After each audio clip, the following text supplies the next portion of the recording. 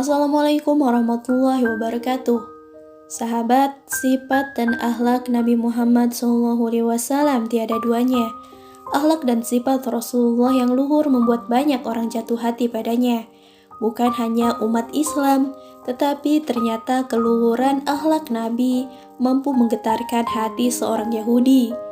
Bahkan kerinduannya kepada Nabi SAW menghantarkannya dalam kematian yang indah.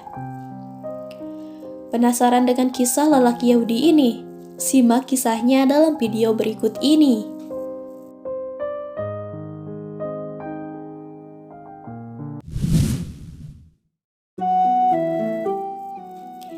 Kisah ini diceritakan oleh Abdullah bin Abbas radhiyallahu an. Saat itu diketahui ada seorang lelaki Yahudi dari Syam yang membaca Taurat di hari Sabat atau hari Sabtu. Seperti kita ketahui, hari Sabat merupakan hari di mana para kaum Yahudi dilarang melakukan aktivitas apapun, kecuali untuk beribadah, berzikir, dan mempelajari kitab Taurat.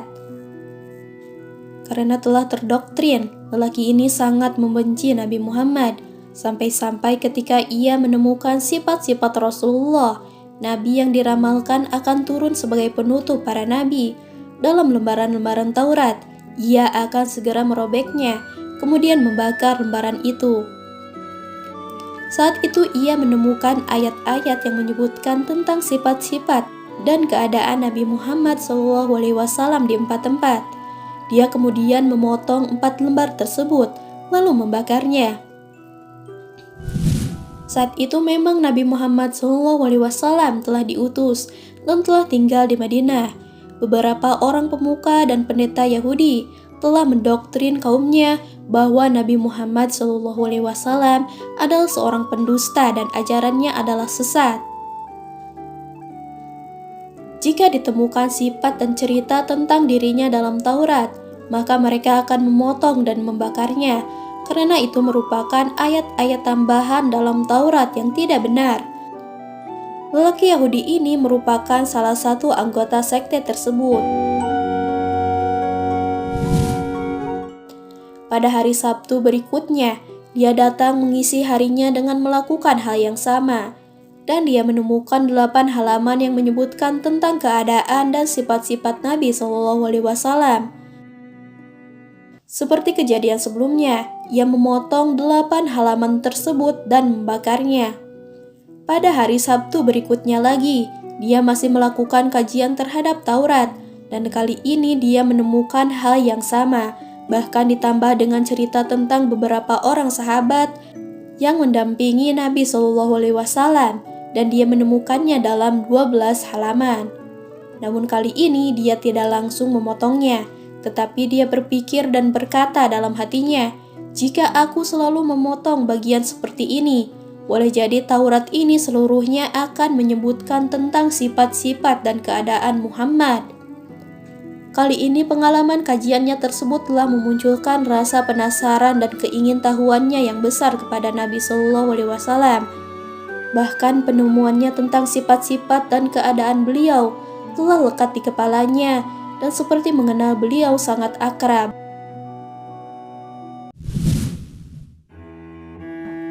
Dia kemudian datang kepada kawan-kawan Yahudinya dan berkata, "Siapakah Muhammad ini? Dia seorang pembohong besar yang tinggal di Madinah. Lebih baik engkau tidak melihatnya, dan dia tidak perlu melihat engkau," kata salah seorang temannya. Lelaki Yahudi yang merasa telah dekat dengan Nabi SAW melalui berita-berita yang ia dapatkan dari kitab Taurat, nampaknya tidak percaya begitu saja dengan perkataan teman-temannya. Dia mulai merasakan ada kerinduan di hatinya, padahal ia hanya mengenal Rasulullah lewat kabar yang ia dapat dalam lembaran-lembaran Taurat, tanpa pernah melihat dan menemui Rasulullah. Kerinduan itu semakin berat, hingga memunculkan kegelisahan yang tidak dapat dihilang begitu saja. Ia kemudian bertekad untuk menemui langsung sang kekasih Allah itu. Dia berkata dengan tegas, "Demi kebenaran Taurat Musa, janganlah kalian menghalangi aku untuk mengunjungi Muhammad." Dengan tekad yang begitu kuatnya, teman-temannya tak mampu lagi menghalangi langkahnya untuk bertemu dengan Rasulullah. Dia kemudian bergegas menuju Madinah, mengarungi padang pasir tanpa menunda-nunda lagi. Lelaki Yahudi itu pun berjalan dan terus berjalan. Teriknya siang dan dinginnya malam tak menghentikan tekadnya untuk menemui sang kekasih Allah. Beberapa hari kemudian, sampailah ia di kota Madinah. Saat memasuki Madinah, orang pertama yang bertemu dengannya adalah Salman Al-Farisi. Karena Salman berwajah tampan dan mirip gambaran yang diperolehnya dalam Taurat, dia berkata, "Apakah engkau Muhammad?" Salman tidak segera menjawab, bahkan dia malah menangis mendengar pertanyaan tersebut. Sikap Salman membuat lelaki Yahudi itu terheran-heran. Salman hanya menjawab, "Saya adalah pesuruhnya." Diketahui saat itu memang Nabi Shallallahu Alaihi Wasallam telah wafat. Rasulullah telah meninggal sejak 3 hari sebelum kejadian itu. Jenazah beliau pun baru dimakamkan kemarin malamnya, sehingga pertanyaan seperti itu mengingatkan Salman kembali kepada beliau dan membuat Salman menangis terseduh. Kemudian lelaki Yahudi itu berkata, "Di manakah Muhammad?" Salman berpikir cepat. Kalau dia berkata jujur bahwa Nabi Shallallahu Alaihi Wasallam telah wafat, mungkin lelaki ini akan pulang. Tetapi kalau dia berkata masih hidup, maka dia telah berbohong. Salman pun berkata, "Marilah aku antar engkau kepada sahabat-sahabat beliau." Salman kemudian membawa lelaki Yahudi tersebut ke masjid. Di sana para sahabat tengah berkumpul dalam keadaan sedih. Ketika tiba di pintu masjid, lelaki Yahudi ini berseru agak keras, "Assalamualaikum ya Muhammad." Dia mengira bahwa Nabi Shallallahu Alaihi Wasallam ada di antara kumpulan para sahabat tersebut. Seketika masjid itu pun riuh dengan tangisan para sahabat Rasulullah. Sekali lagi dia melihat reaksi yang mengherankan. Dia melihat kesedihan meliputi wajah-wajah mereka. Salah seorang sahabat berkata, "Wahai orang asing, siapakah engkau ini? Sungguh engkau telah memperbaharui luka hati kami. Apakah engkau belum tahu bahwa beliau telah wafat 3 hari yang lalu?" Mendengar kabar meninggalnya sang nabi, lelaki Yahudi tersebut lemas seketika. Ia berteriak penuh kesedihan, "Betapa sedih hariku, betapa sia-sia perjalananku. Aduhai, andai saja ibuku tidak pernah melahirkan aku. Andai saja aku tidak pernah membaca Taurat dan mengkajinya. Andai saja dalam membaca dan mengkaji Taurat, aku tidak pernah menemukan ayat-ayat yang menyebutkan sifat-sifat dan keadaannya.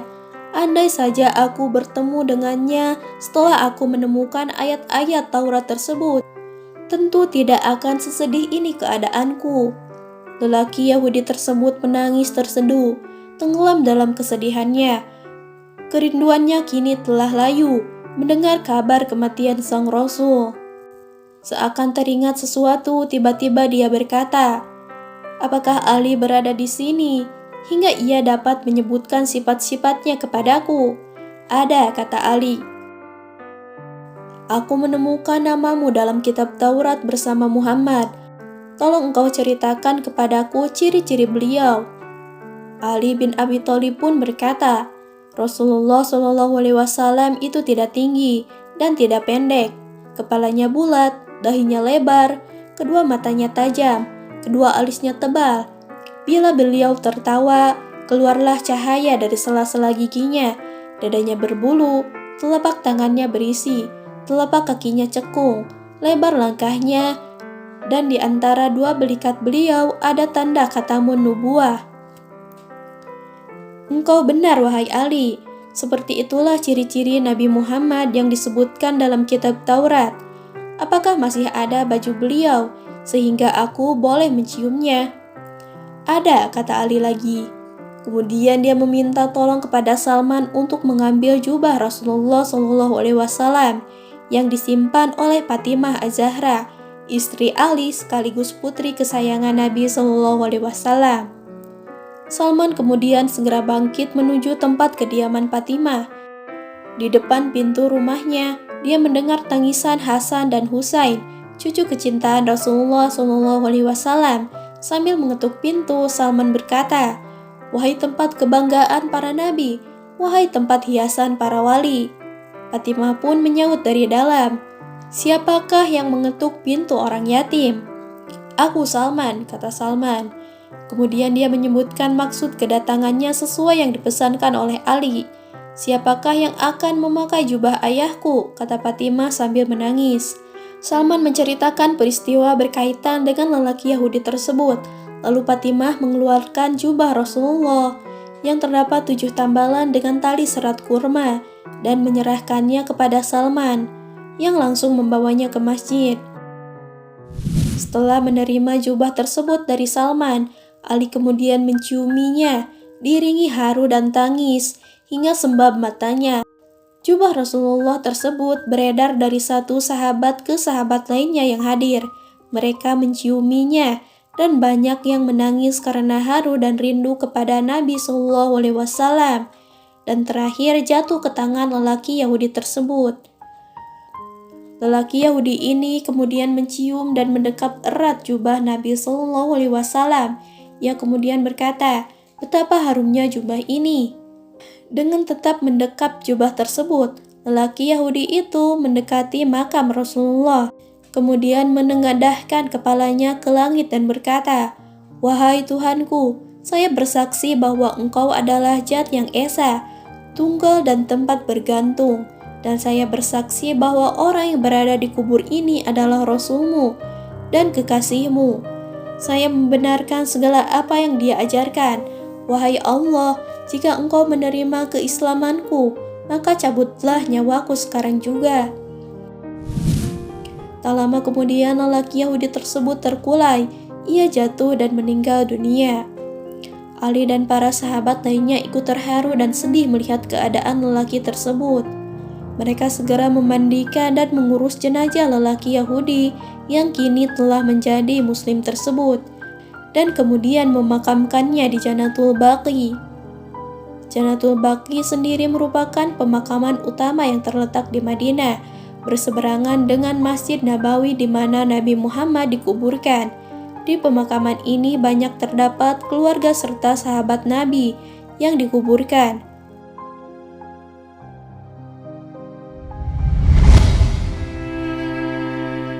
Masya Allah, karena kemuliaan dan keluhuran akhlak Rasulullah, seorang Yahudi jatuh hati hingga memendam kerinduan yang begitu pedih.